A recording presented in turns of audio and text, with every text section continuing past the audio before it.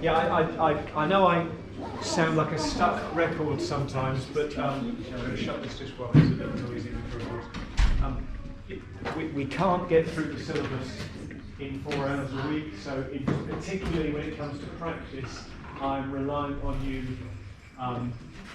getting through independent study, and particularly where I try and link lessons together like this, it's really helpful if you've done that. So we've got first term 25, and the common ratio, which remember is what the multiplier is called, is 3/5.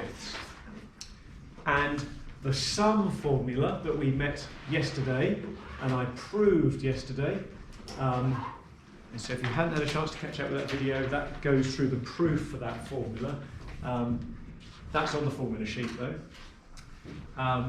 And we are told for some reason that n is equal to k, and that sum is greater than 61. Now you know that I'm a big fan of, in questions like that, making it equal to 61, and just sort of using my common sense at the end. I've got to use inequalities here because it's a show that question. So I'm going to say, right, the sum is greater than 61, so I've got 25, 1 minus 3/5 to the k over 1 minus 3/5.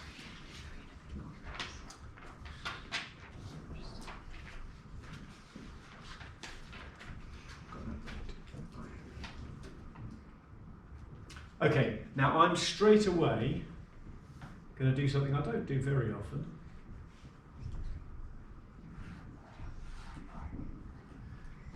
Any idea why I've switched to decimals?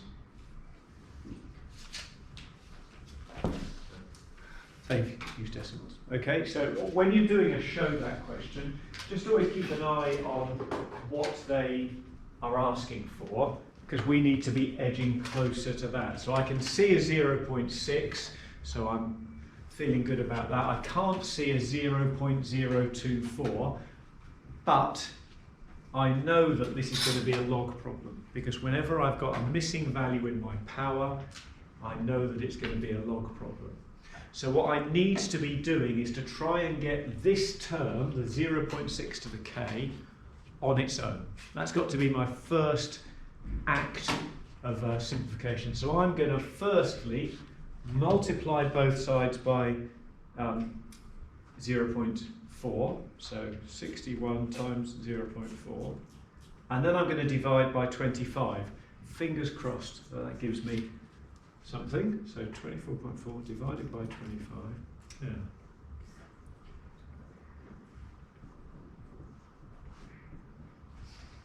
So I was thinking, oh, maybe that's going to be 0.024, but it's not. But some of you will see that all is not lost. So I am now going to add 0.6 to the power of k to both sides, so it will appear over here, and subtract 0.976 from both sides. So I get 0.6 to k, and 1 minus that, hooray. Now, I'm getting closer, but there's a couple of things. Well, there's one thing in particular which is depressing me, and that's that the inequality sign looks like it's facing the wrong way at the moment. I've got k on the left-hand side of my equation, and they've got k on the left-hand side of their equation. Sorry, inequality, not equation. But theirs is k is greater than, mine is k is less than. Okay. We'll proceed. So I'm now going to log both sides. Now I could use the log to the base 0.6, but they've used log logs, just normal log to the base 10. So that's what I'm going to do.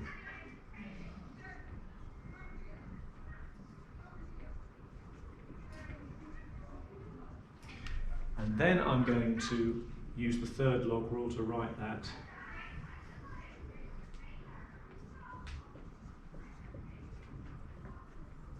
And then I'm going to divide both sides by log of 0.6.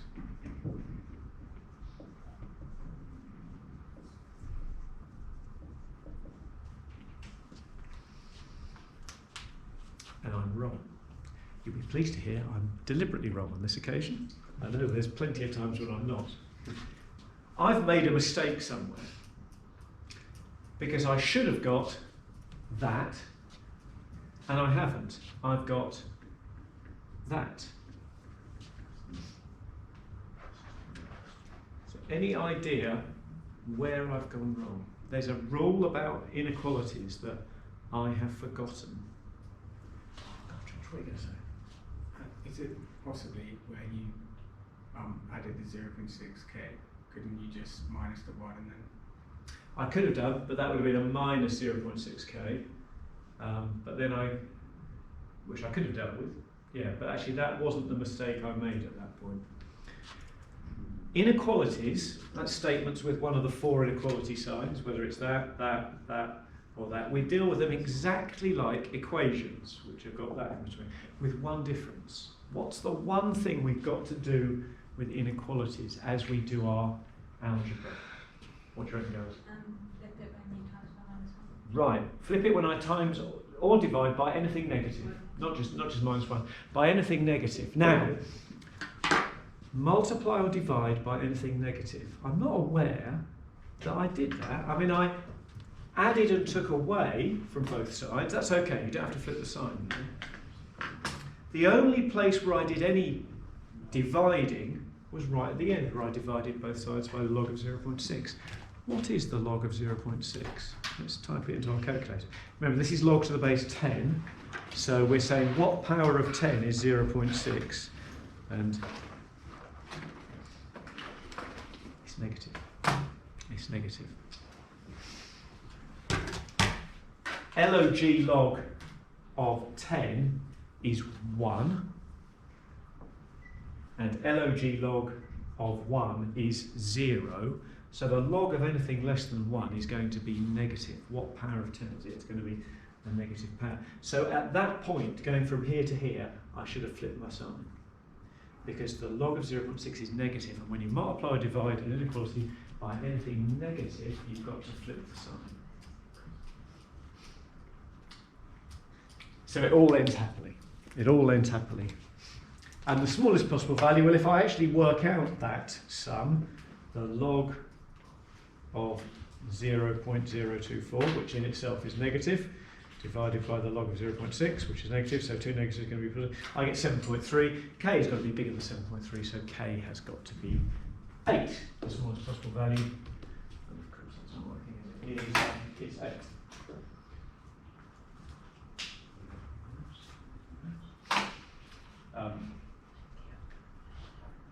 So a classic question, and in fact when you look at the homework which I set to you yesterday, there's a similar sort of show that type question which will, hopefully having worked through this one, you'll be able to work through that one as well. Now while we're finishing off with work on the sum of a geometric series, can I get you to have a look at this question?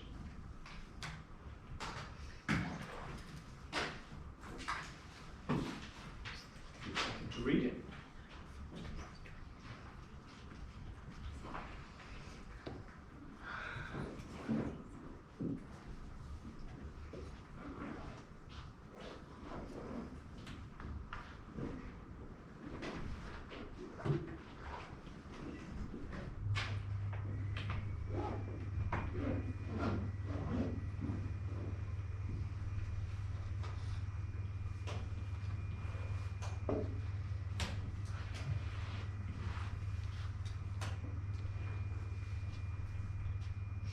Okay, so as with all of these questions, I like to start by listing my parameters. Unfortunately, in this question, I don't really know any of them. I don't know A, and I don't know R. I do know that when n is 2, the sum is 4.48. And I also know that when n is 4, the sum is 5.1968. So can I get you just to write out the sum formula? substituting in, well, the only thing you can substitute in is n in those two statements. Okay?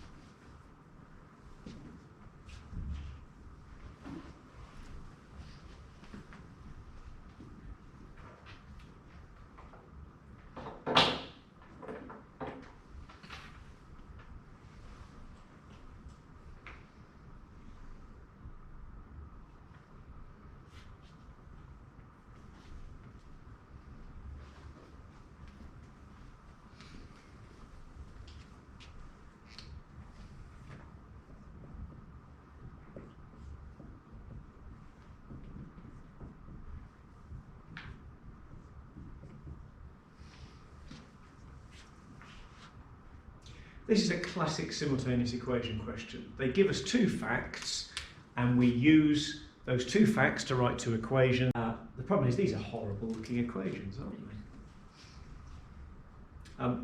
they?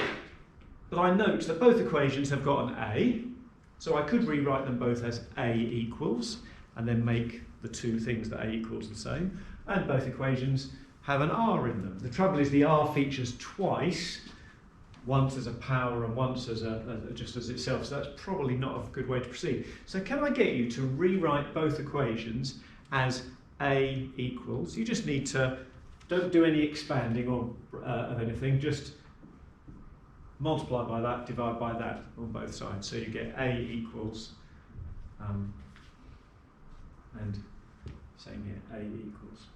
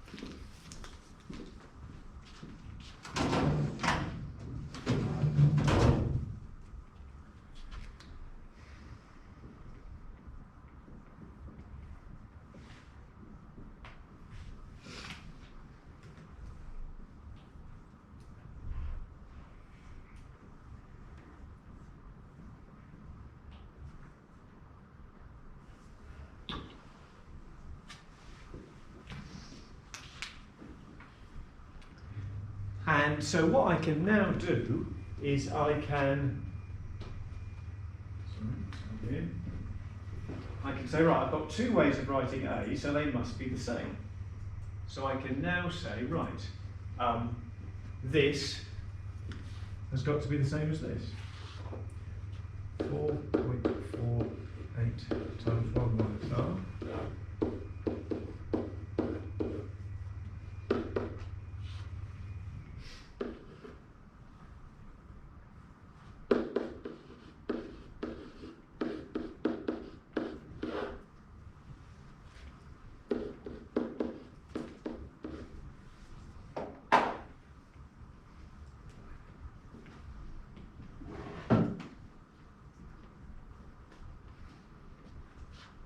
And that's quite good news. What can I do straight away to make it a little bit more complicated? I saw a definite sort of bit of what was that gesture indicating, Grace? Like cancel out the 1 minus R. Yeah, I can divide both sides by 1 minus R. I can do that as long as 1 minus R can't be 0. Remember, dividing by 0 is bad. 1 minus R, could 1 minus R be 0? Well, it would only be 0 if R was 1. If R was 1, this sequence would just be the same term again and again and again. And that means the sum of the first 4 terms will be double the sum of the first 2 terms. No, so R isn't 1, so I can do what Grace has very sensibly suggested. So I can, looks a little bit nicer now. And I have to tell you, I sat at this point for some time before I worked out what the next step was. The next step is a factorising step.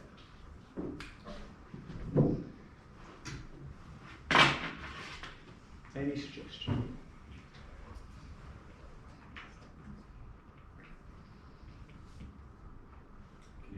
bracket. Well, I could do. What are you going to suggest? This is a guess, but do you get r squared out of the bracket? Well, it is not that. No. I've got here difference of two squares. In fact, I've got difference of two squares here, but that doesn't help me. But this I can factorise as 1 minus r squared, 1 plus r squared. So it's a bit like, you know, x squared minus 9, which gives you x minus 3, x plus 3. It's that. So I can rewrite this as that. Is it good? So I'm going to rub out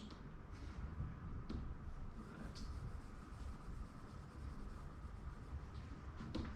Replace it with that.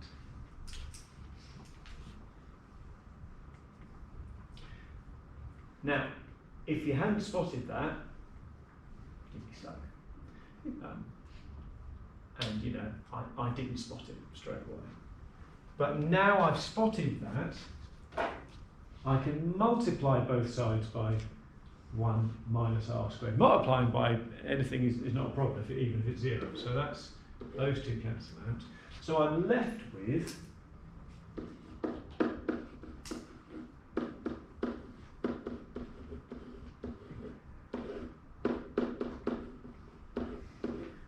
fractions. So I reckon you can go ahead and solve that. You can solve it as a quadratic, but you don't end up with an r term. So actually you can, don't even have to do it as a quadratic, you can just end up with r squared equals and then square root that answer, remembering that when you square root something, it could be positive or negative. Okay. Start by multiplying by 1 plus r squared and then expanding that left-hand side.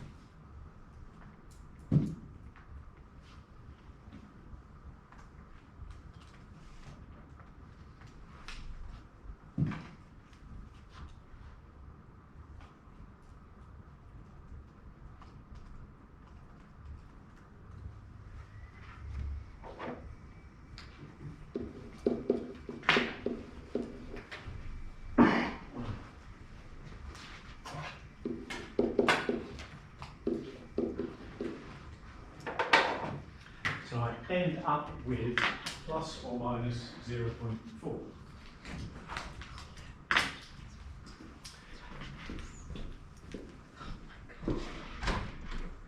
Now, you know, I'm not showing you that question as an example of a really easy arithmetic series question, geometric series question. I'm showing you that as an example of a really hard one, but I'm not doing my job if we don't see this. So it says find the two possible values of r. Great, I found two values, plus or minus.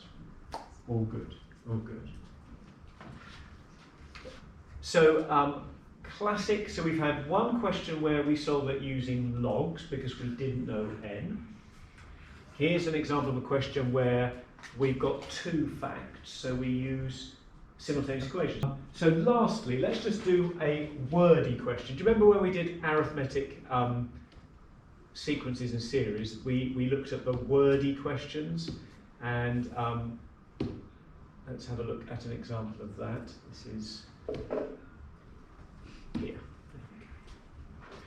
So this is a sponsored cycle ride. No mention of series or sequences at all.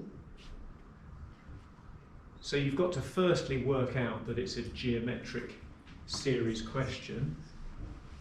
I might be tempted to draw a little picture and certainly write down what my A and R are.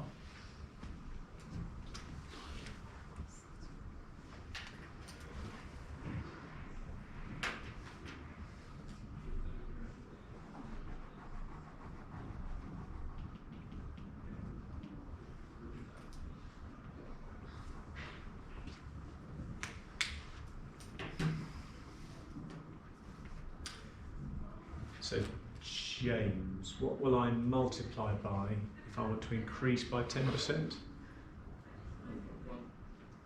Increase by, so it'd be 1.1. Yeah, so you want to start with 100% and add on 10%, so that's 1.1. So that's my R. And he wants to cycle 1,000 miles in total. So the sum of his sequence, his series, sorry, because we're adding it up, we want it to be 1,000.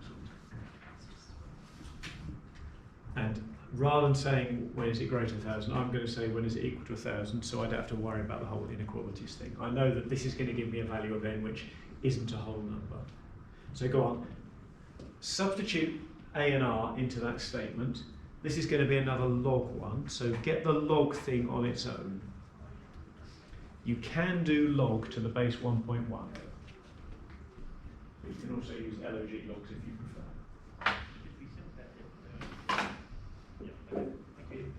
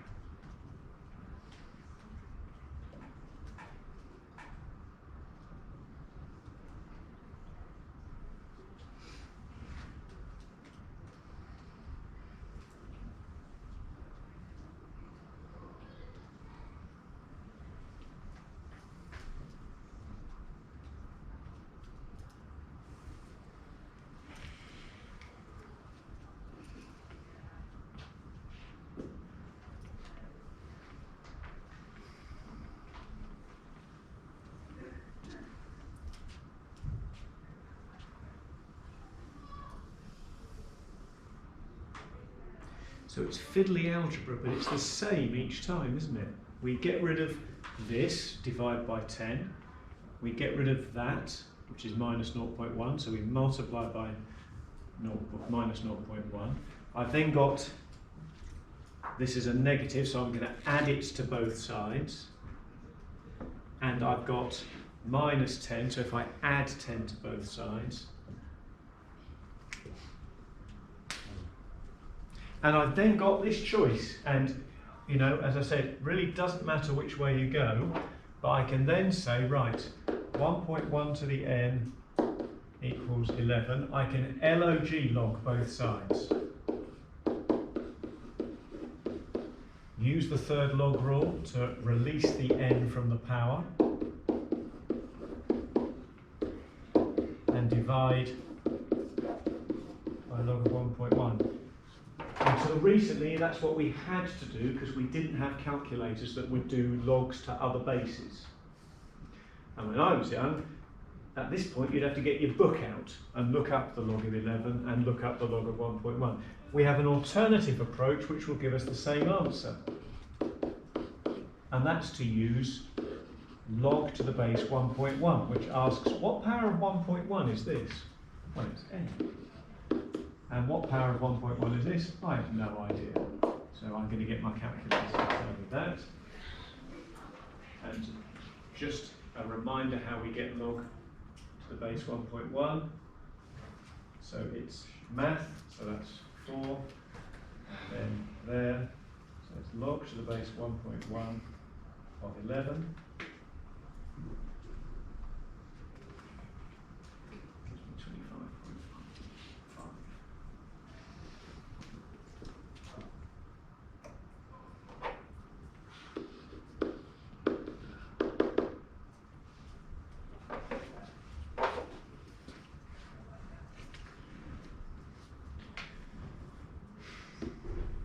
So Isabel, what does that mean?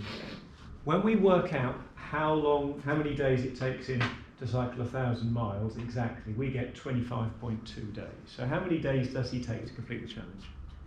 26 days, yeah, 26 days is the right answer. Now, this is an interesting part B. On what day will he cycle the furthest? Say again? Now you're saying 25th? Surely the 26th he's going to cycle further because that's going to be bigger than the 25th, is it? It's only a little bit. Right, yeah. We had an interesting debate about this in the other group. It depends, doesn't it? If he's going to go as far as he can, and you know he wants to do a minimum of 1,000 miles, then yeah, the 26th will be the longest. But I think Grace is absolutely right. If there's a finish line, and he's going to cross the finish line and go like this, that's going to happen sometime on the 26th day, isn't it?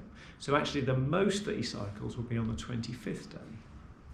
And remember how you work out the 25th term, not the sum to 25 terms, but the 25th term, or with a geometric series, that's the first term, which is 10, multiplied by 1.1. How many times? So Tegan, from the first term to the 25th term, how many jumps is that? How many times to get from the, how many steps is it? So 1, 2, 3, 4, 5. What? Oh, it's 25, isn't it?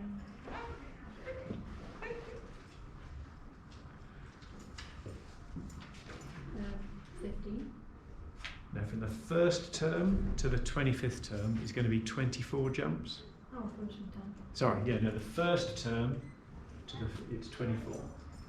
It's good to see you using your fingers because, you know, don't be afraid to use your fingers if you're not that sure. But yeah, it is. Just subtract the term numbers. So from the 1st to 25th, it's n minus 1. Remember, the formula for the nth term of a geometric series is that.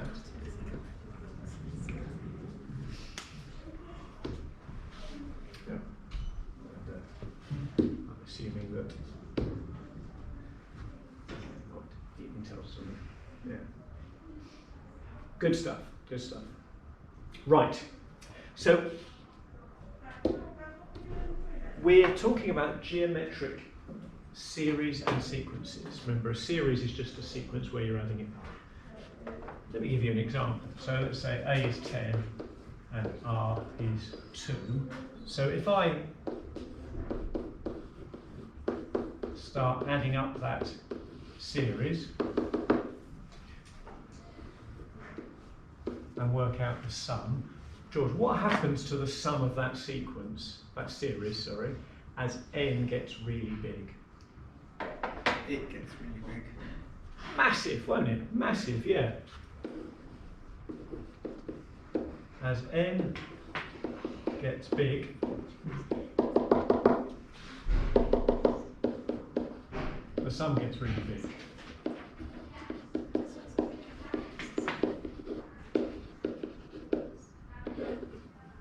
And these sorts of geometric series are referred to as divergent. It's exponential growth, isn't it? It's like that, and that's just the terms themselves, not the sum. The sum is going to grow even bigger.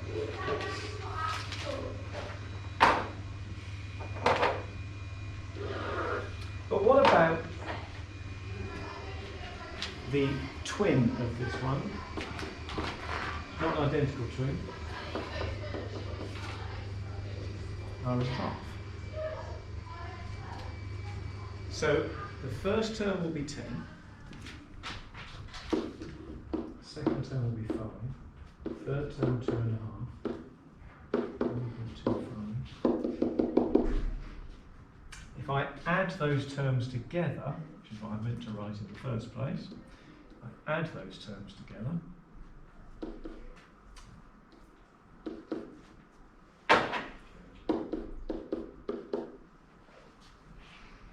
And work out the sum.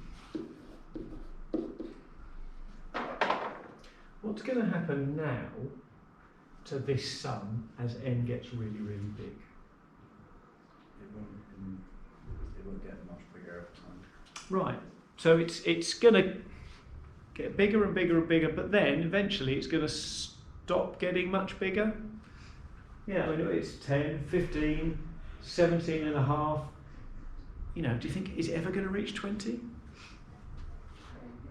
Certainly, as we move through this sequence, the terms are going to get smaller and smaller and smaller, and so the sum will keep getting bigger, but eventually the terms are so tiny that although the sum will always get bigger, it's going to get bigger such a tiny amount that we won't notice it. It's like the poor old frog, isn't it, jumping halfway towards the edge of the pond, never going to get there.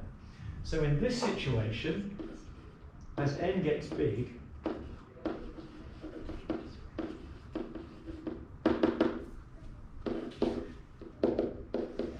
this will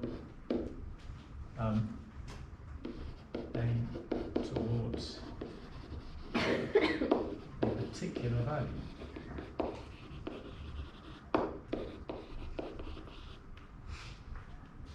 We call that sort of sequence or series convergent.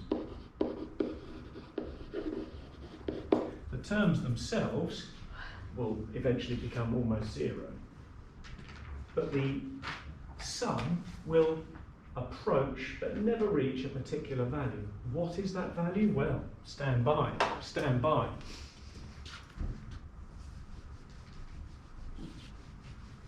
My first question is, for a series to be convergent, for it to be like this, what has to be true about R? What sort of R values are going to give us a convergent series? Harry, what sort of values am I going to see here? You know, 2 didn't give me a convergent series, that gave me a divergent one, but half did. So what sort of values will give?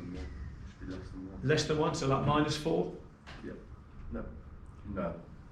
It would just be between 0 and 1. Between 0 and 1? Anyone want to reflect on that? Between 1 and -1. It's actually, yeah, you can have a negative value between 0 and -1 as well, because although if it was -0.5, they would flip-flop between positive and negative. You'd still get the same effect, but the terms would eventually get so small. So actually, yeah, to be convergent,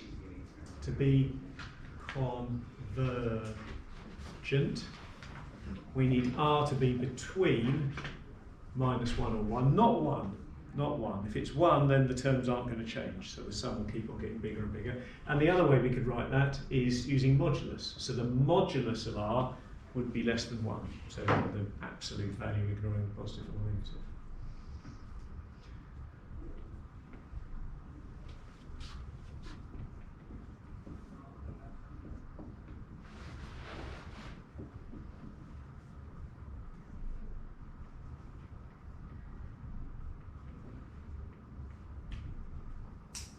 So what happens then to this sum formula as n gets really, really big, if this is true?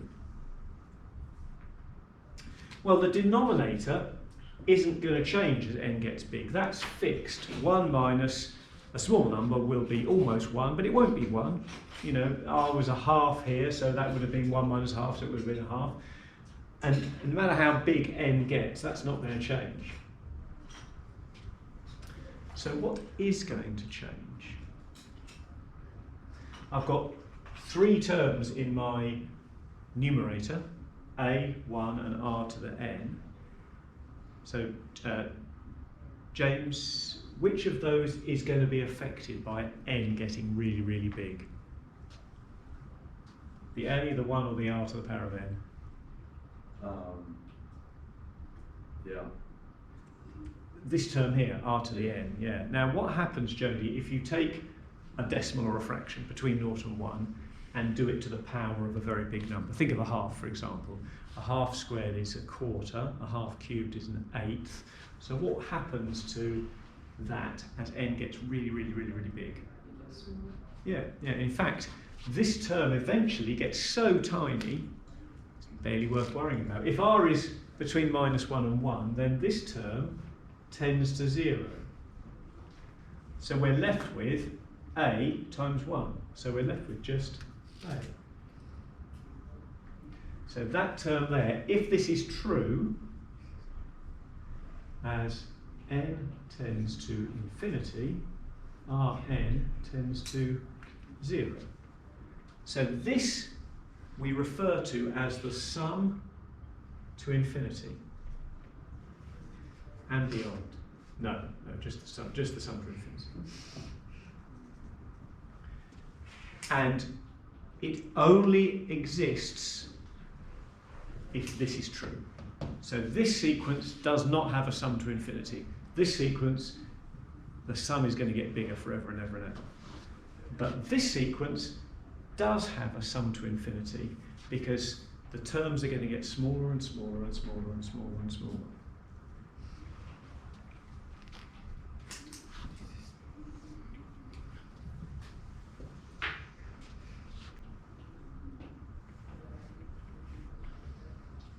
And I can work it out. Remember I asked, will that ever reach 20? George headed for his calculator. Were you trying to work it out, or are you just writing rude words? Right, well, there's a syntax error.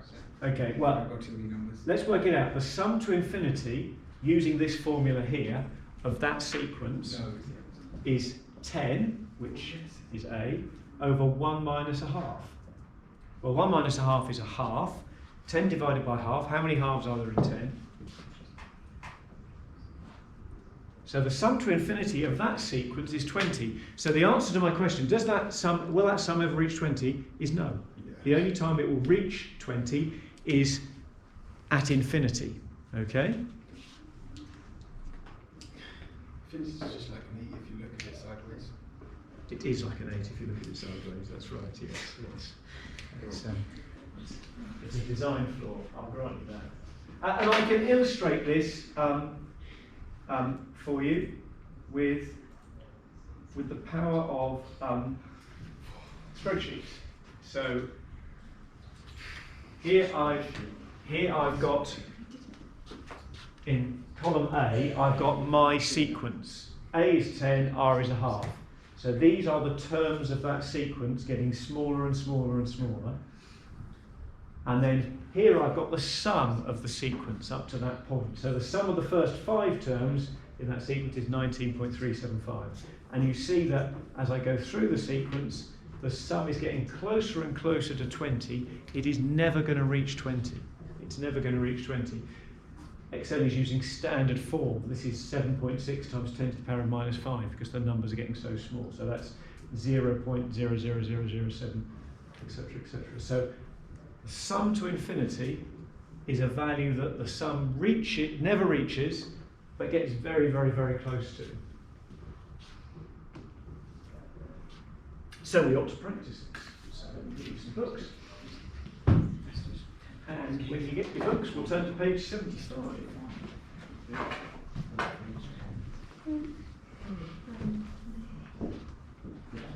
page 75. If we have a quick look at question 1 firstly.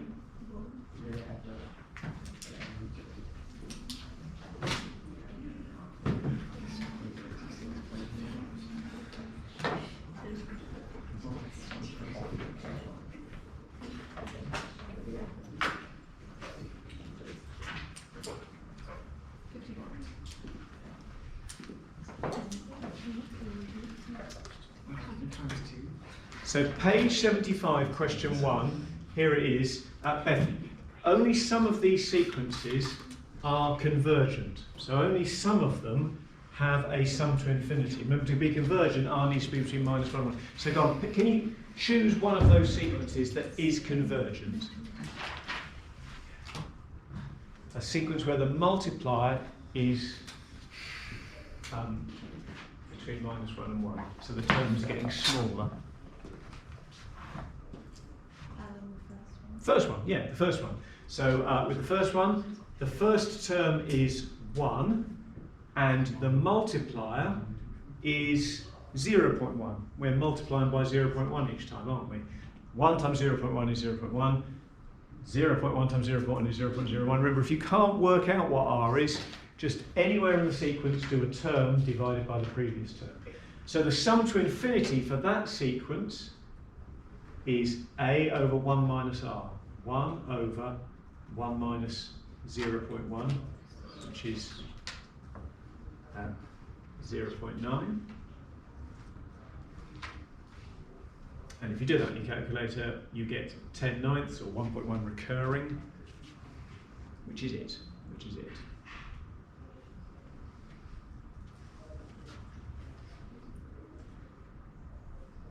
Go on, Isabel, choose another one that is converging or convergent.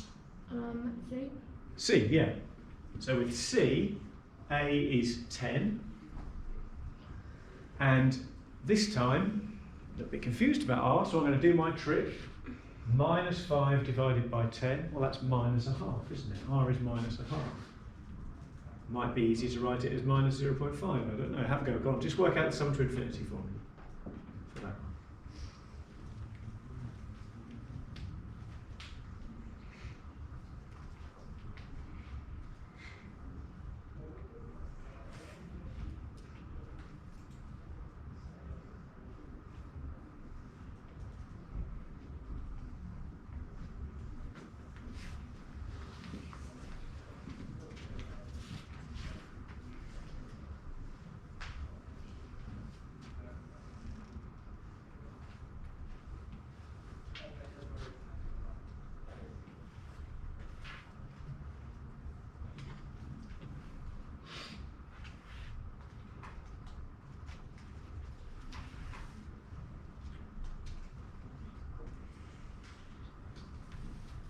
Should get 20 over 3 or 6.6 recurring. So the sum to infinity only exists if the sequence has a value of R between -1 and +1. To be honest, most questions of this type are just algebra rearranging questions. So just have a go at 2, 4 and 8 on that page.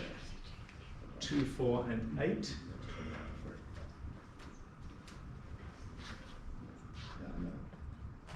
Is that right?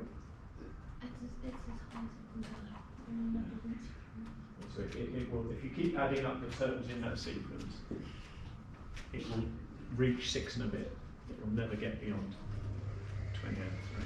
The sum to infinity is like 20 in that other one that I did on the spreadsheet. It's just this value that it never reaches. So 2, 4 and 8. And really, these are just algebra rearranging. You know, plug the numbers into the formula, rearrange it to work out the missing value. 8 is a little bit more involved.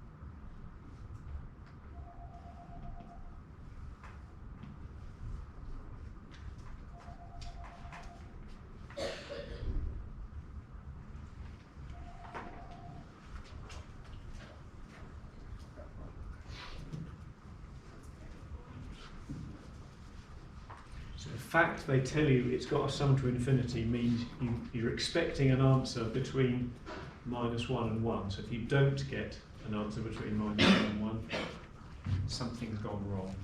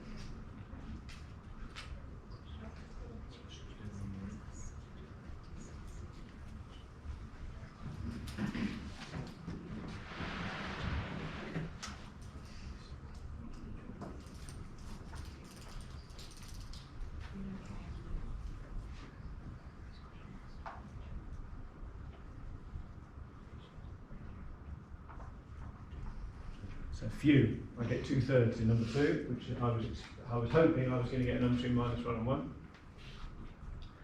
To find R, is it the term divided by the term before it? Yes, yes, and you can do that anywhere in that sequence and you'll get the same answer. It's just going to be an answer involving x. You're on number 8, are you? Yeah.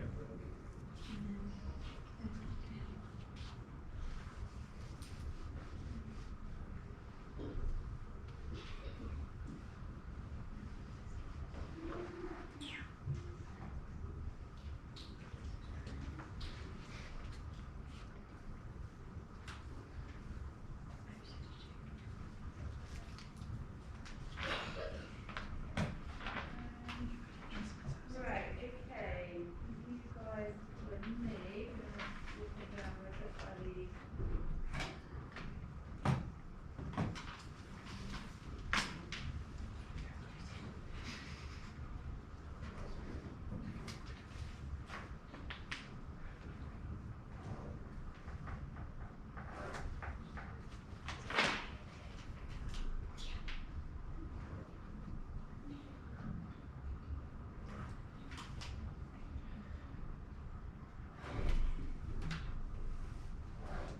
On number 8, is the first term what, or is the first term 1 take 2x? Very good question. Yeah, no. The first term is 1. A is 1. Yeah. Are we happy with 4? 4 was actually easier than 2, wasn't it?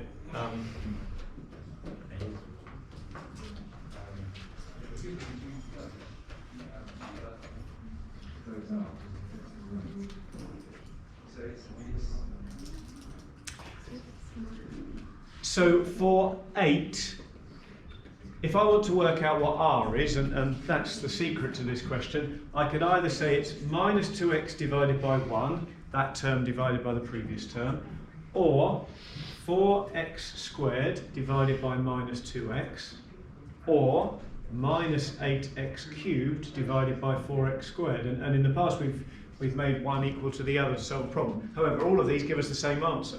R is -2x. Now, they ask a slightly odd question actually. Find a range of possible values of x. Well, don't forget this. For this series to be convergent, r has to be between -1 and 1. So in this case, -2x has to be between -1 and 1.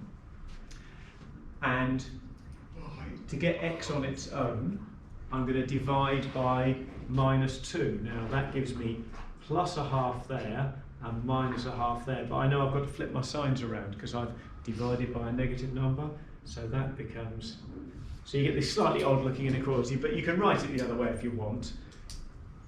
X has got to be between -1/2 and +1/2. That's what they were after here. Because r is 2 minus 2x. If that's going to be lower than 1, then x has to be lower than a half. That's what they're saying. And so the sum to infinity, well, a is 1.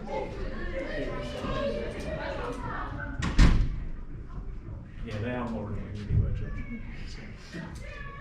A is 1, and so it's a over 1 minus r, so it's 1 minus 2x.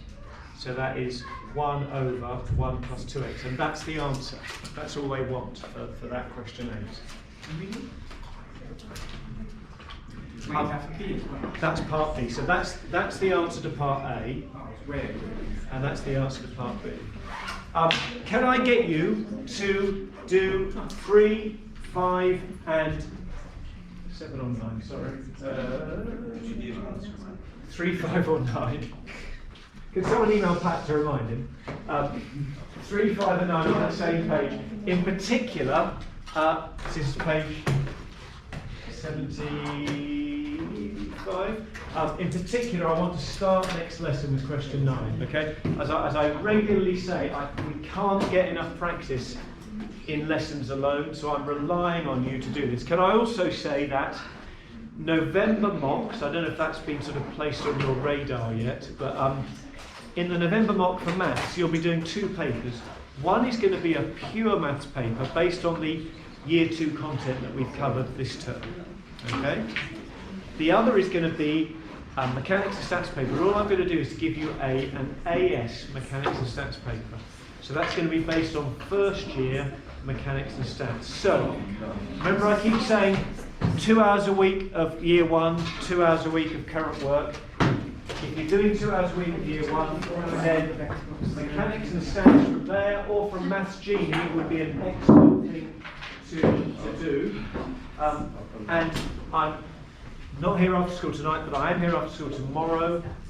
Lunchtime, I'm around. Yeah, please try and get into the habit of taking those opportunities. It's all good. Yes.